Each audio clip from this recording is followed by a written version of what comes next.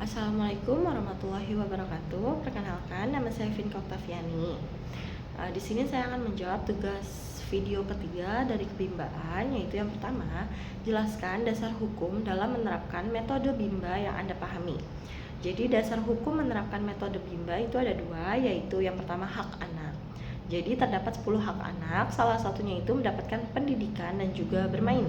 Nah, dalam Undang-Undang Republik Indonesia Nomor 23 Tahun 2002 tentang perlindungan anak sejalan dengan 7 nilai dasar bimba ayat kedua dan juga ayat kelima. Hak anak ini menjadi dasar hukum dalam menerapkan metode bimba karena fitrah anak ini lahir sebagai pembelajar. Nah, untuk menjadi pembelajar ini, maka harus menumbuhkan minat belajar di dalam diri anak. Yang kedua yaitu teori belajar dalam psikologi pendidikan. Nah, diadopsi dari teorinya behavioristik yang digagas oleh Edward Lee Thorndike tahun 1930. Hukum yang ditemukan yaitu ada tiga. Yang pertama, the law of effect, yaitu ketika kita melakukan sesuatu yang menyenangkan, maka akibatnya itu akan terus diulang. Yang kedua yaitu the law of exercise, yaitu ketika sesuatu kegiatan yang terus diulang, maka itu akan berdampak pada kemampuan. Nah, yang ketiga yaitu the law of readiness, yaitu ketika seseorang semakin mampu, maka akan semakin siap dan juga terampil. Nomor 2, mengapa relawan Bimba AIWO diwajibkan menerapkan fun learning di dalam proses membimbakan, yaitu agar menumbuh kembangkan minat belajar secara intrinsik, kemudian juga anak merasakan bahagia dalam proses belajar sehingga anak ini menjadi senang belajar. Selanjutnya nomor 3, mengapa relawan Bimba AIWO diwajibkan menerapkan small step system di dalam proses membimbakan, yaitu agar proses belajar yang menyenangkan ini dapat tercipta sehingga semua anak ini senang, bahagia, dan juga menikmati kegiatannya, karena tidak mungkin menyenangkan jika tidak bertahap.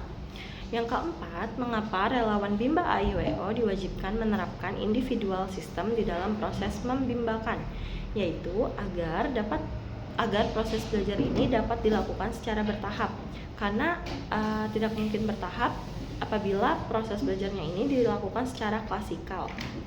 Nomor 5, bagaimana hubungan antara bahagia dengan fun learning? Jadi ketika kita menerapkan pembelajaran yang fun learning, maka akan membuat diri kita sebagai seorang yang membimbakan dan juga anak yang dibimbakan akan merasakan kebahagiaan karena sudah menerapkan kunci utama untuk bahagia. Selanjutnya yaitu bagaimana hubungan antara metode bimba dengan minat belajar. Nah, melalui metode bimba ini yaitu fun learning, small step system, dan juga individual system, serta metode penunjangnya yaitu variation skill akan menumbuh kembangkan minat belajar pada anak, karena dengan menerapkan metode bimba ini akan membuat anak bahagia. Selanjutnya nomor 7 yaitu di antara ketiga metode utama bimba, mana yang harus kita capai terlebih dahulu, mengapa? Yang harus kita capai yaitu yang pertama, yang paling utama yaitu adalah fun learning, karena dengan menerapkan pembelajaran yang fun learning akan sesuai dengan tujuan utama pendidikan dan juga tujuan utama kehidupan, yaitu bahagia sejati. Nomor 8, sudahkah Anda menerapkan teori belajar dalam psikologi pendidikan dalam kehidupan sehari-hari? Berikan contoh konkret. Saya sudah menerapkan teori belajar dalam kehidupan sehari-hari, seperti saya membimbakan dengan cara yang menyenangkan, maka anak ini akan mengulang yang saya terapkan seperti memverbalkan 4 huruf kembar.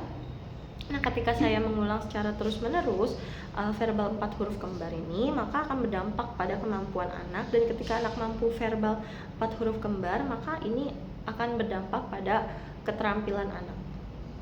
Nomor 9, ceritakan pengalaman Anda saat menerapkan metode bimba baik di Bimba AIWO maupun di lingkungan keluarga. Jadi saat di Bimba AIWO, saya menerapkan pembelajaran yang fun learning dengan bernyanyi, small step system dengan bertahap satu persatu hingga anak ini terampil, dan secara individual system, yaitu secara satu persatu anak dengan saya masuk ke dunia yang disukai oleh anak. Nah, ketika di lingkungan keluarga saya itu menerapkan metode bimba untuk membimbakan keponakan saya sendiri di rumah. Nomor 10 yaitu apa dampak yang akan dirasakan jika seorang relawan bimba tidak memahami metode bimba. dampaknya itu yaitu tidak bahagia dan juga tidak menikmati dalam proses membimbakan, kemudian juga tidak menyadari peran dalam menjalankan misi membimbakan. Selanjutnya yaitu fokus pada hasil dan juga target, dan juga tidak senang memperbaiki diri. Sekian jawaban dari saya. Wassalamualaikum warahmatullahi wabarakatuh.